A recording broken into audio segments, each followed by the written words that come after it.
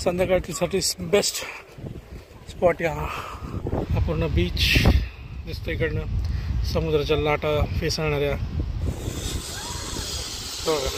वरनं व्ह्यू बघा काय दिसतोय एकच नंबर। हे बघा दर्शन करून बाहेर आलं की या इकडे आपल्याला असं समुद्राचा व्ह्यू दिसतो। सूर्यक मंदिर आतमध्ये महादेवाची पिंड आहे। नमस्कार मित्रांनो, या सिरीजमध्ये मी निघालो आहे कोकण ट्रिपवरती आणि सोलो ट्रिप असणार आहे। सोलो ड्राईव्ह पुण्यावरून निघून आपण अलिबागच्या दिशेने जाणार। अलिबागहून समुद्र मार्गे पकडून आपण थेट मालवण वेंगुर्ल्यापर्यंत जाणार। तिथून मग आपण रिटर्न कोल्हापूर मार्गे परत पुण्याला येणार। असा आपला कोकण ट्रिप असणार आहे। चला आपण आता विजयदुर्गहून 14 किलोमीटरचा प्रवास करून आता त्या पॉईंटपर्यंत आलो, त्या फाट्यापर्यंत जिकडून आपल्याला कुणकेश्वर आणि देवगडला जाण्यासाठी रस्ता धरायचा आहे।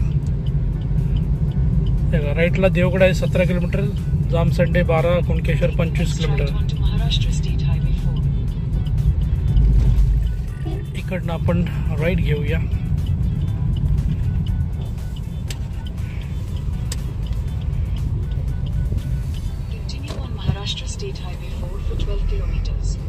आता मी लोकेशन टाकलंय देवगड विंडमिल्स, म्हणजे पवनचक्क्या, देवगडच्या ज्या पवनचक्क्या आहेत तिथलं लोकेशन टाकलंय आणि गुगल मॅप प्रमाणे ते दाखवते 16 किलोमीटर राहिले, अजून 25 मिनिटं लागतील।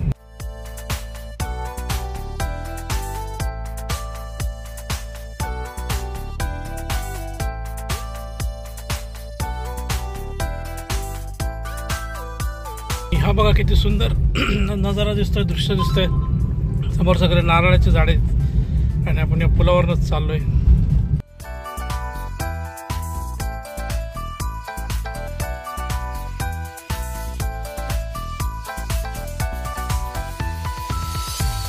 आता विजयदुर्ग किल्ला चालून म्हणजे 2 तास गेले आपल्या तिथे ॲक्च्युली, आणि ऊन भरपूर होतं त्याच्यामुळं असं जास्त दम नाही लागलेला, पण असं थकवा थोडासा असं वाटायला लागलं। गाडी AC चालू आहे गाडीमध्ये आणि बाहेर रखरखतं ऊन, असं वाटायला लागलं की थोडंसं झोपावं, म्हणजे रिलॅक्स व्हावं, थोडं पॉवर नॅप घ्यावं असं वाटतंय। देवगड किल्ला, देवगड बीच राईटला आहे, कुणकेश्वर पण राईटला आहे।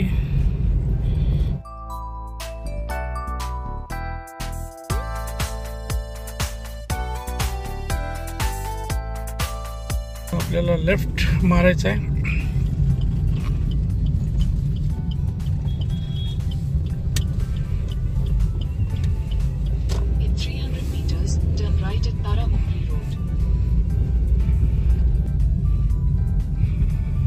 कुणकेश्वर लेफ्टला आहे, तारा मुंबरी लेफ्ट, मिठून पवनचक्की राईटला आहे, देवगड। चला आपल्याला राईटला जायचं आहे।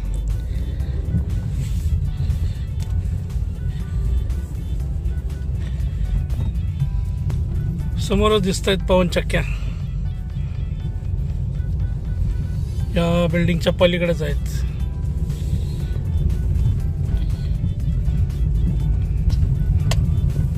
हे बघा आता पवनचक्क्या दिसायला लागल्यात। चला हे बघा आता पवनचक्क्या दिसत आहेत आणि इकडं आहे बाहेरची पार्किंग, गाडी ते पार्क करावं लागते, 50 रुपये चार्जेस आहेत पार्किंगचे घेतले। आणि आता आतमध्ये जाऊया इकडं, मला वाटतं इकडनं बीच पण दिसतो।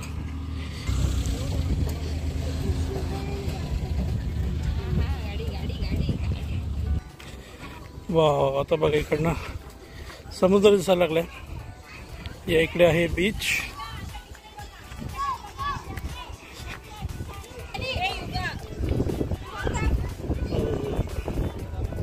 हे बघा इकडे बीच आहे, मस्त व्ह्यू इकडनं।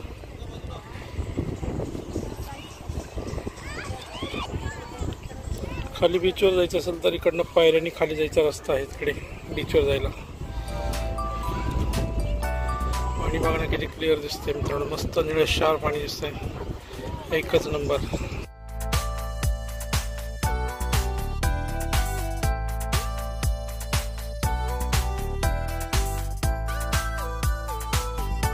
चला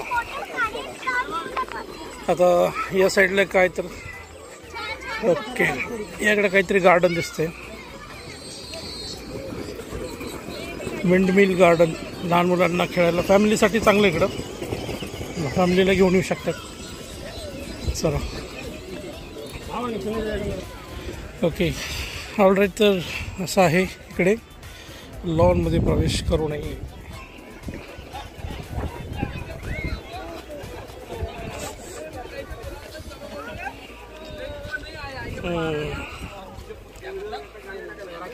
संध्याकाळच्या वेळेस तर छान मजा येईल.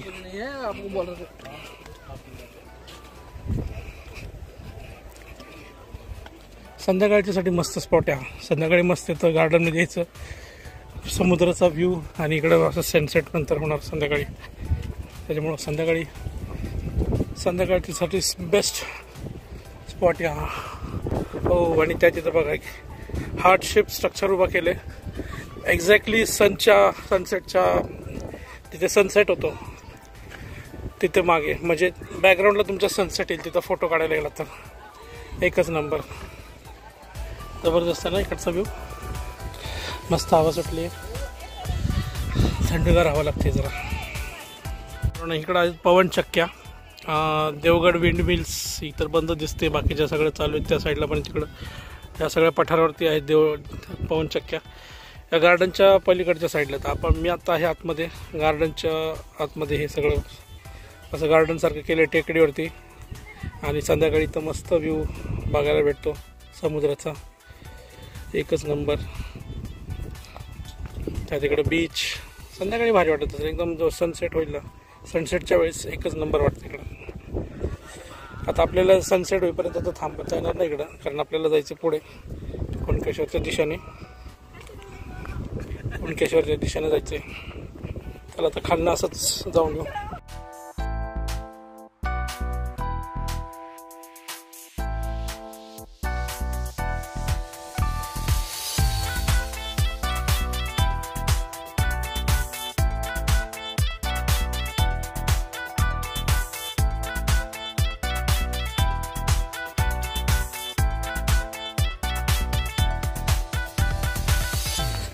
हे बघा, असं इथून खालपर्यंत जात येतं. तिथं तो वॉच टॉवर टाईप आहे, तिथं वरती जाऊन समुद्राचा व्ह्यू म्हणा, की तुम्ही तिथं फोटो वगैरे काढू शकता.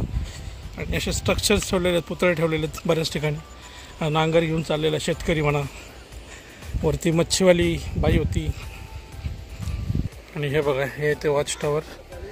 चला इथं वरती जाऊया.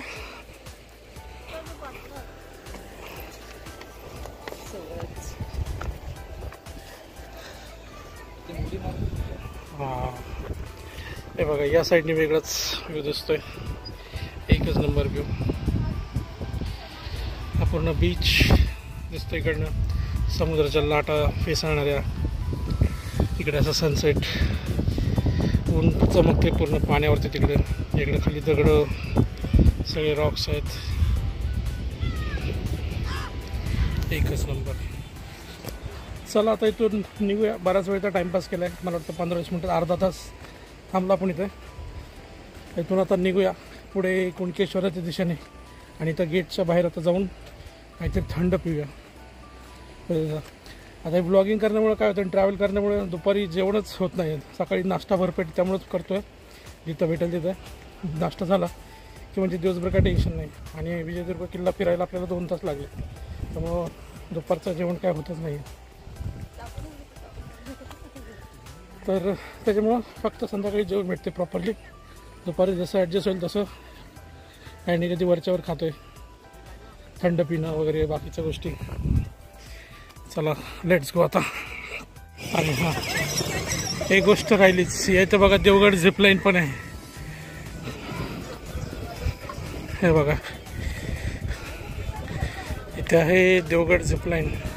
हे झिपलाईन याचे चार्जेस आहेत ते दिलेले 7 वर्ष ते 13,300, किड्स बिलो 13, 750, 14 ते 16, 17च्या वरती 600, Superman zip 1000, couples ride 1100. Devgad zipline आहे, लॉंगेस्ट झिपलाईन असं म्हणतात इथं. आता जाताना बघू. तो छोटा मुलगा जाते झिपलाईनने.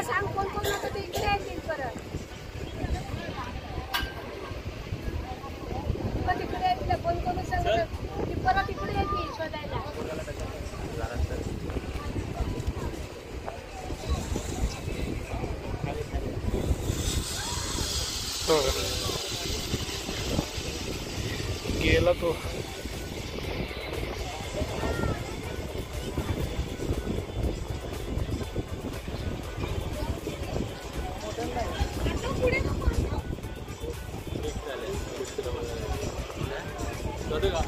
जायला गाडी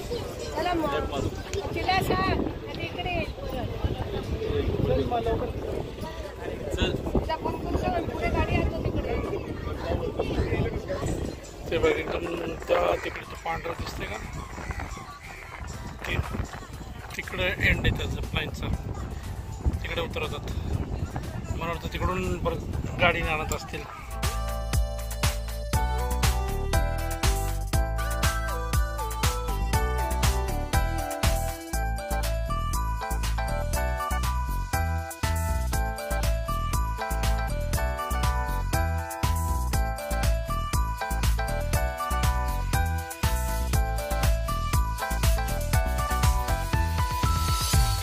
आता या इथे आपण सरबत घेऊ. थंड कोकम सरबत मागवले आणि अजून लागलं घेऊ आता परत. हे आवळा सरबत आत्ता जस्ट कोकम सरबत संपवलं.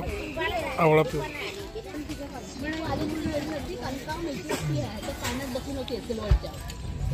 चला आता कुणकेश्वराचं लोकेशन टाकलं आपण आणि इथून जस्ट 7 किलोमीटर आहे. 15 मिनिटात पोहोचतो तिकडे. 4:30 वाजलेत आता. तिथे जाऊ. कुणकेश्वराचं मंदिर आहे, दर्शन करू आणि तिथं भक्तनिवास आहे. बघू तिथं आजचा मुक्काम तिथे करूया. आणि हे बघा व्हाईट सँड, पांढरी रेती सगळी. आणि आपल्या परत एकदा उजव्या साईडला समुद्र लागला आपल्या जवळच. समुद्राच्या कडेकडेने चाललो जातो कुणकेश्वराकडे. असा बीचच्या कडेकडेने जाणारा रस्ता. थोडा खराब रस्ता आहे.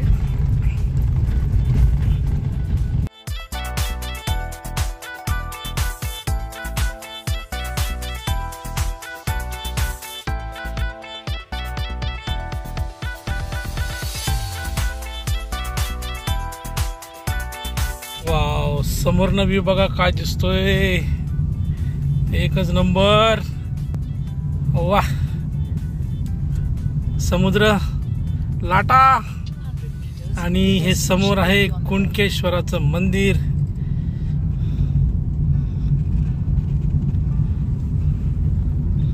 वाव, एक नंबर, एकच नंबर.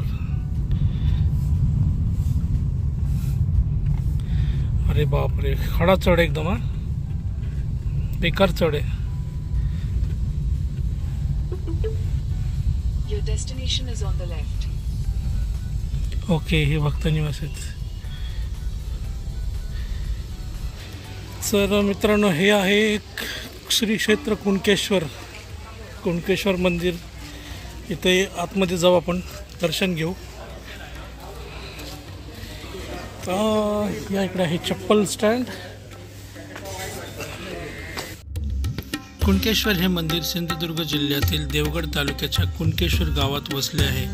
कुणकेश्वर मंदिरातील शिवलिंग हे स्वयंभू आहे. त्याचबरोबर एक तीर्थक्षेत्र आणि पर्यटन स्थळ म्हणून प्रसिद्ध आहे. या ठिकाणी स्थित मंदिर हे फार वर्षांपूर्वीचे अतिप्राचीन शंकराचे मंदिर आहे. तर बघा, हा आहे मंदिर परिसर. आता मेन मंदिर तिकडे. चला तिकडे जाऊया आता. कुणकेश्वर मंदिराला दक्षिण कोकणाची काशी असेही म्हटले जाते. या मंदिराला कोकणच्या दक्षिण काशीचे स्वरूप देण्यामागे पांडवांचा खूप मोठा सहभाग होता. 12 वर्षाचा वनवास व 1 वर्षाचा अज्ञातवास भोगत असताना 5 पांडव कुणकेश्वर मंदिरापाशी येऊन पोहोचले.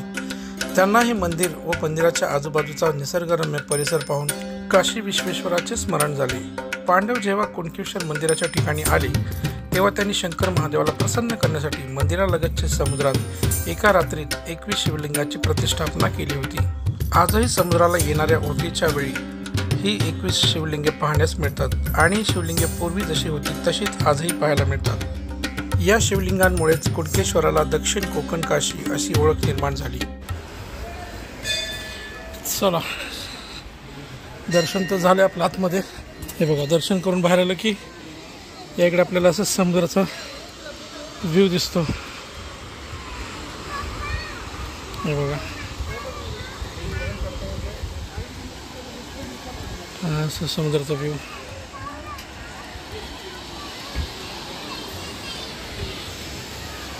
आणि हे बघा, हे ते मंदिर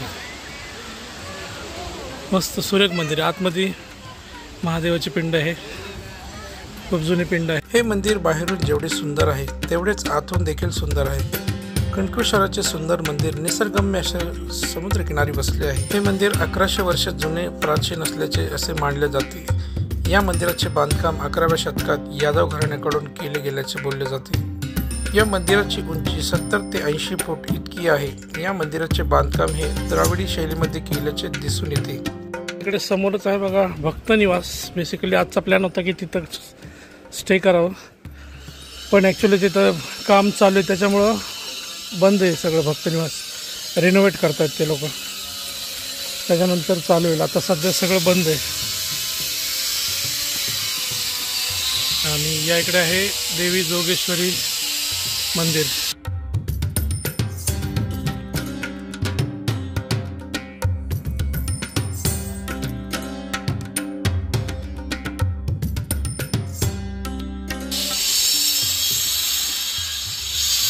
हे मेन मंदिर इकडचं, आणि असे बरेच छोटे छोटे मंदिरं पण आहेत बाकीचे या मंदिराच्या आवारात. तर एकंदरीत मस्त आहे मंदिर. हे आहे समाधी मंदिर, इथे आतमध्ये समाधी आहे.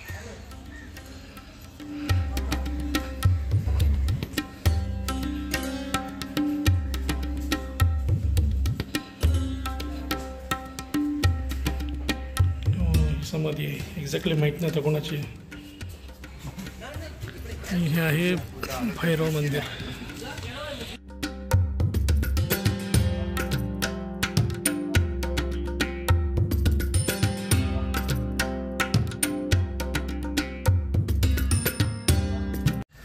चला, आता दर्शन तर झालं मित्रांनो.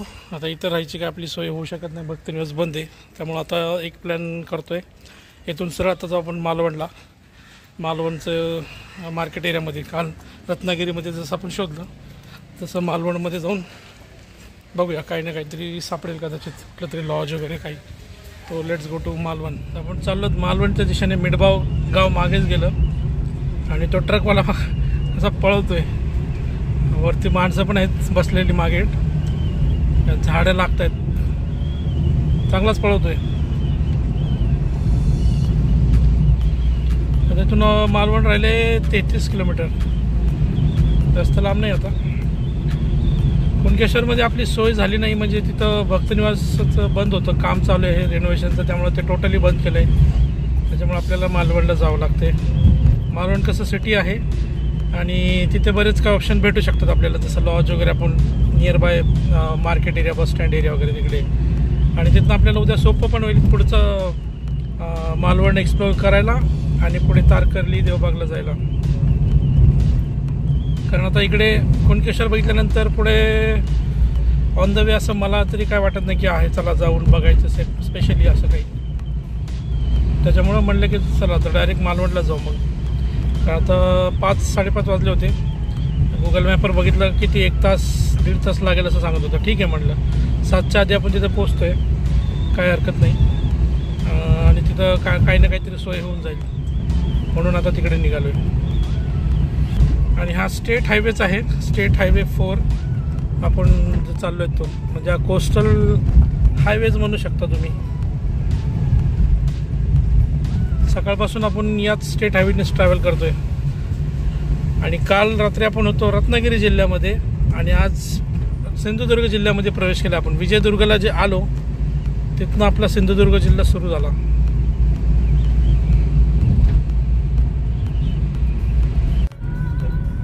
आचरा बीच, वांगणी बीच, चौपाटी इकडंच आहे. आणि आपल्याला मालवणला जायला पण इकडंच लेफ्ट मारायचं आहे.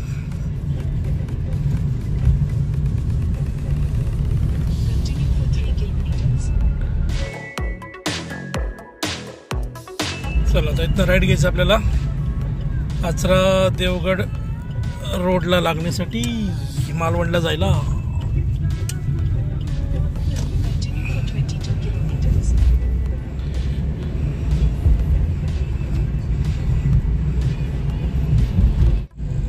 इकडे पण सायकलिंगवाले दिसत आहेत. हे कुठनं आलेत काय माहीत. तर सहसा अशा इकडं कोकणामध्ये सायकलिंगवाले नाही दिसत. अजून एक जण आहे पुढे बघा. हे बहुतेक मला वाटतं बाहेरचे असतील, इथले तर नाही दिसत आहे. नाही काय माहीत. ओके, ही काही गाडी सायकलिंगवाली, त्याच्यावरती सायकल जाते.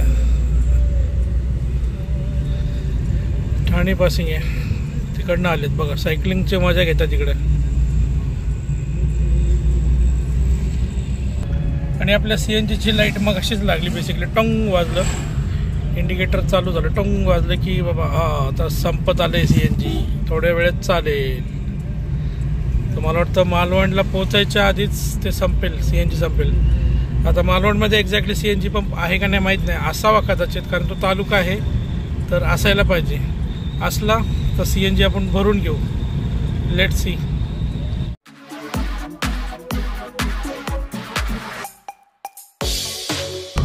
ओके, तर आपण मालवणमध्ये आलोच. हो, हे आहे मालवण शहर तालुका. इथे आपल्याला राहायची सोय बघायची आहे मित्रांनो. आपण आता काय करू, सरळ ST स्टँड जे आहे मालवणचं, म्हणजे ते कसं असतं, सेंटर पॉईंट असतो.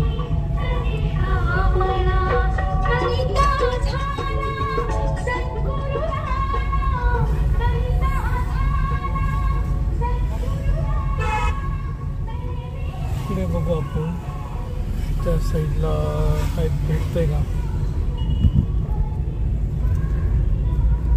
हे बघा, हे आहे मालवणचं ST स्टँड. आणि याच्या इथंच गाडी लावली आपण. आता रूम शोधतात, बघू आता ह्या भागात भेटते का रूम. चान्सेस कमी येतात. एका ठिकाणी विचारलं, तिथं नाही म्हणले, फुल आहेत रूम्स. बघू आता पुढे. या इकडे एक दिसतंय Rameshwar lodge, AC non AC. या इकडे विचारू. या इकडे आहे, इकडे बघू. हो, केशवरला थांबणार तो, पण तिथे तो जो भक्त निवास आहे का, त्याचं काम चालू आहे. मग तिथून मग इकडे मालवणला सरायला म्हणलं, कारण ह्या सिटी एरियामध्ये बस स्टँडच्या जवळपास मिळतात. आता ओके, चालेल. हां, तुम्हाला मागची बाजू रात्री गाड्यांचा काही त्रास होणार नाही. ओके.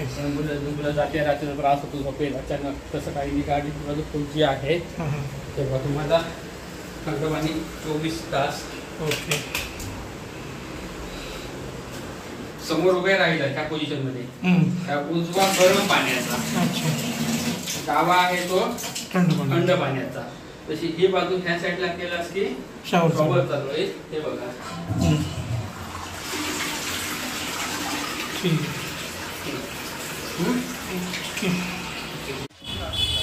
ऑलराईट. तर हे बघा मित्रांनो, रामेश्वर लॉजमध्ये आपल्याला रूम भेटली इथं वरती. आय थिंक हीच आहे.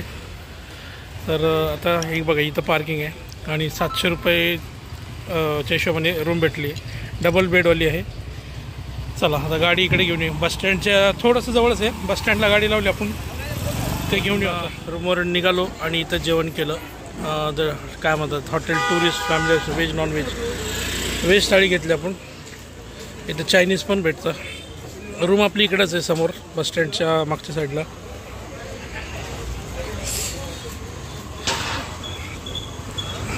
बघा इथं सगळंच मिळतं. आता मस्त पोट भरलं आहे, मस्त एकदम पोट भरलेलं आहे. आता जाऊन मस्त पडी मारायचं आता रूमवरती, कारण दिवसभर ट्रॅव्हलिंग झालं आहे आपलं. प्रवास करून, गाडी चालवून. हे ST stand, Malvan ST stand. हो, हे तर बंद झालं.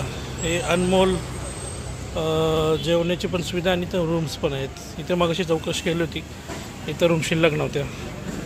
आपण तिकडे त्यामुळेच बघितलं रामेश्वर लॉजमध्ये, तिथं आपल्याला भेटले.